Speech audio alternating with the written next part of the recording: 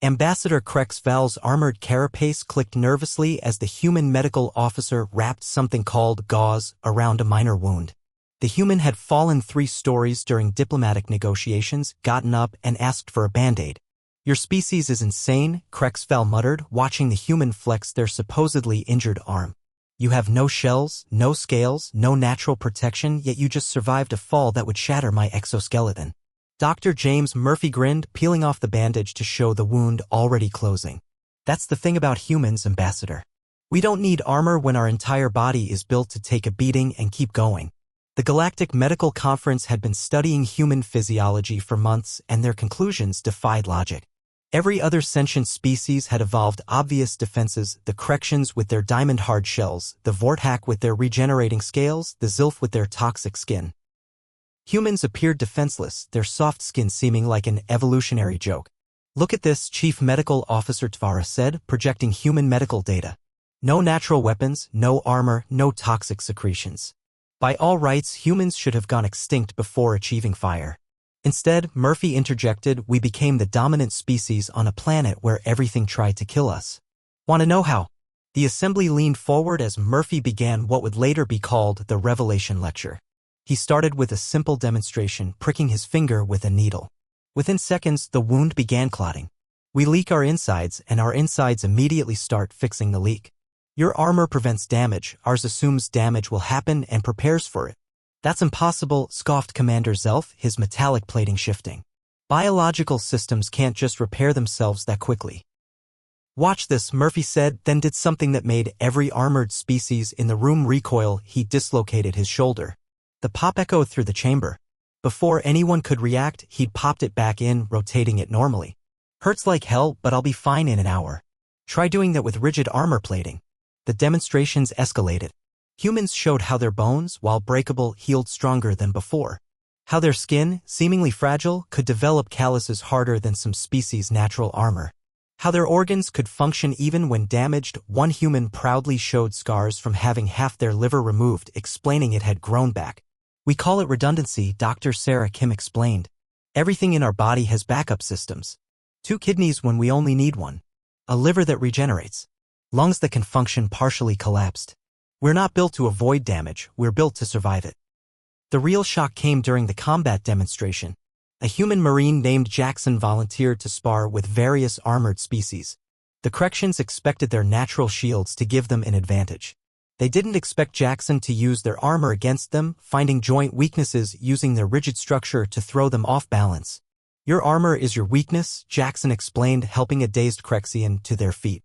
"It's predictable. Fixed. We're squishy, sure, but that means we're flexible. We bend where you break." "But surely," Tvara protested, "your military must use extensive armor to compensate?" Jackson laughed. "Some, yeah. But you know what our ancestors used? Adrenaline and stubbornness. I once saw a guy get shot, plug the hole with his thumb, and keep fighting for 20 minutes. Try that with a cracked shell." The medical data supported these anecdotes. Humans could survive blood loss that would kill armored species whose life fluids couldn't clot. They could function with broken bones through something called shock. Their bodies could adapt to poisons, developing immunities. They could even survive brief exposure to the vacuum of space, not because they were protected, but because their bodies could handle the trauma long enough to get to safety. "You're telling me," Ambassador Val said slowly, "that humans are essentially built to be damaged?" "We're built to endure," Dr. Kim corrected. "Every human alive is descended from thousands of generations who survived everything Earth could throw at them. We didn't develop armor because armor would have made us specialized. Instead, we developed the ability to survive anything." The conference's final day brought the ultimate demonstration. A human volunteer named Chen agreed to undergo various damage scenarios while monitored. The armored species watched in horrified fascination as Chen held their breath for 4 minutes underwater. Survived temperatures that would crack most exoskeletons. Continued functioning after losing nearly 40% of their blood.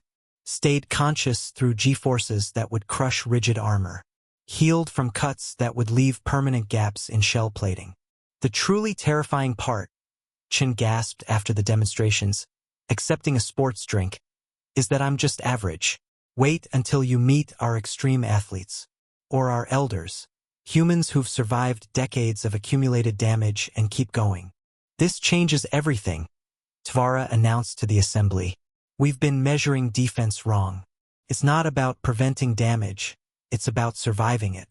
And humans. They paused, struggling with the concept. Humans are optimized for survival itself. One more thing, Jackson added, rolling up his sleeve to show various scars. Each of these represents something that tried to kill me and failed. Your armor hides damage. We wear ours as proof that we're harder to kill than whatever tried. The impact was immediate and profound. Military tacticians across the galaxy began revising their assessments of human durability. Trade negotiations shifted when other species realized humans could survive in environments that would kill armored beings. The saying spread throughout diplomatic circles. Never enter an endurance contest with a human. So you see, Dr. Murphy concluded in his final address, we didn't evolve without armor. We evolved beyond the need for it. Why carry heavy plating when you can just refuse to die?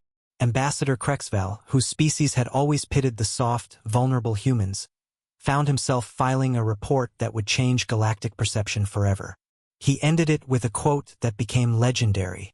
Humans don't have natural armor because they don't need it. They're already practically indestructible. Their bodies aren't fortresses, they're hospitals that fight back. And that fellow species is why they inherited a death world while we were still hiding in our shells.